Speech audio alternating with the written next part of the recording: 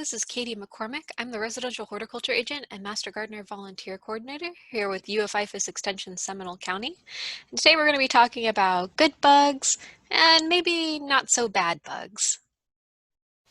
So we're going to be learning what makes a good or bad bug, what are some beneficial insects, who has a bad reputation but is sometimes good, just how bad are the really bad bugs, and what is integrated pest management. So what makes a bug bad?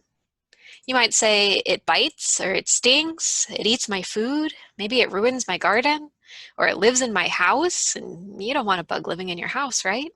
So what makes a bug bad? Well, it's you. Humans decide if a bug is good or bad. If we weren't here, nobody would be judging these poor bugs for their behavior.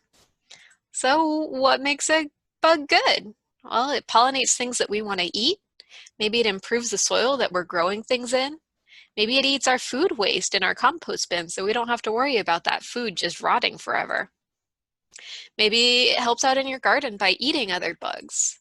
Or it looks beautiful to you. And again, what makes a bug good? Well, it's you. Humans are deciding that bugs are good or bad. Again, if we weren't here, the bugs would just be living their lives in the environment with nobody judging them at all.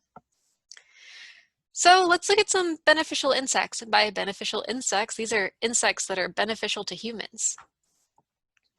Obviously, bees are one of the ones that we think about. They pollinate our crops and they make delicious honey. The European honeybee here is definitely one that is well known. By its name, though, you can tell European honeybees are not even from the United States. So we do have a bunch of different native bees here in the US. Here's a blue mason bee. And here we've got a sweat bee, both of which also offer pollination services and make sure that we're getting all those wonderful fruits and vegetables that we like pollinated, even if they don't provide honey like the European honeybee does.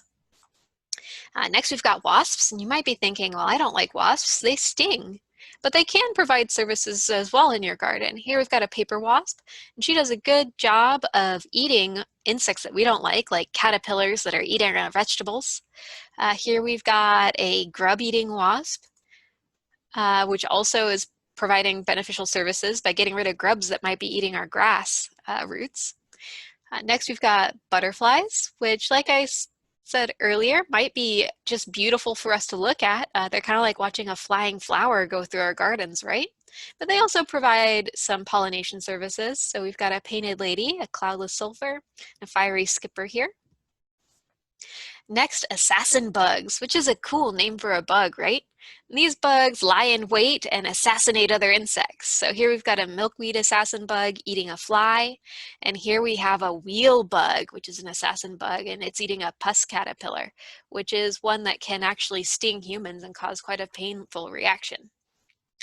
Lacewings are also a beneficial insect. Here we've got an adult lacewing, which actually doesn't do a lot for the garden, but the larval version of the lacewing, which looks kind of like a little alligator, does a lot to eat insects in our garden. You can see one here eating some small red aphids.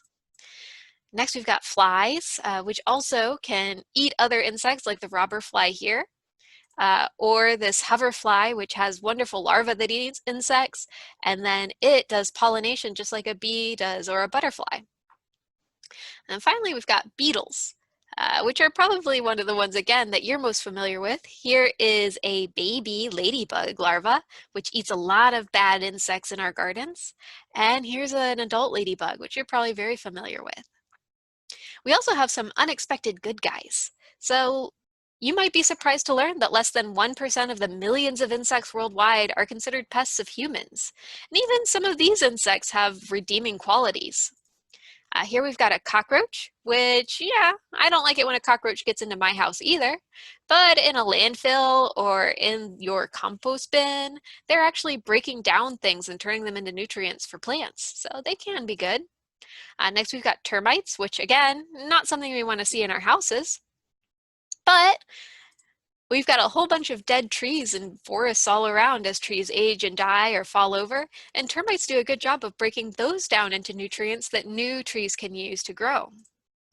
Finally, we've got grasshoppers and caterpillars and mosquitoes. Grasshoppers and caterpillars can be a pest in our garden.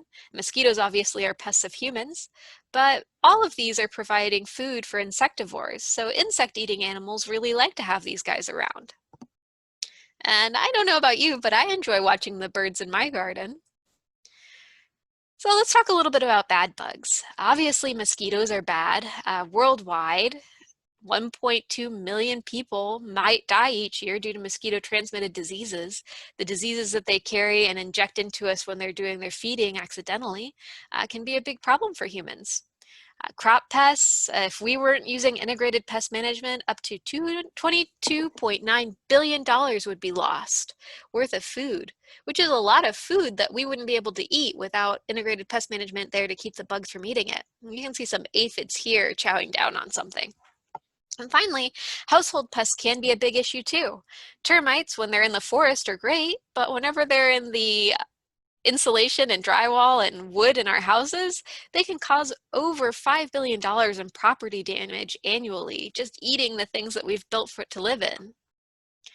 So even though these guys all have reasons for being in the ecosystem and they have their own niches, when they come up against humans, they can be a big problem. So what can we do about bad bugs? Well, integrated pest management is the scientifically proven way to control bad bugs in your landscape and in your life. First, you want to start with cultural practices at the bottom of the pyramid here. This is good sanitation or habitat change, making sure that you aren't bringing bad bugs into an area, and then creating habitat that invites those beneficial insects in to help take care of them is really important. Physical or mechanical control, which is just hand picking or removing insects without any kind of chemical, is the next step in our IPM pyramid here. You can see we've got a katydid on somebody's hand. Next, biological control, using those beneficial insects to control for the pests. Like we've got a predatory stink bug here eating a caterpillar that was eating a crop. Finally, we get into the chemical controls. Biorational controls are going to be things that use controls that are naturally occurring in the landscape or in the environment, something like a bacteria or fungi, nematodes, viruses, or things that affect only that particular insect, like an insect growth regulator that slows down their growth. And then finally, as we get up to the top of the pyramid and all of these control measures haven't worked really well or we didn't intervene soon enough, you get into our conventional controls. And these are pesticides that kill on contact, may or may not be selective. So we might be killing our good bugs along with the bad bugs when we use our conventional controls. So what did we learn? We learned what makes a bug good or bad, what are some beneficial insects, who has a bad reputation but is sometimes good, just how bad are bad bugs, some of them can get real bad, and what is integrated pest management, how to use that in the garden.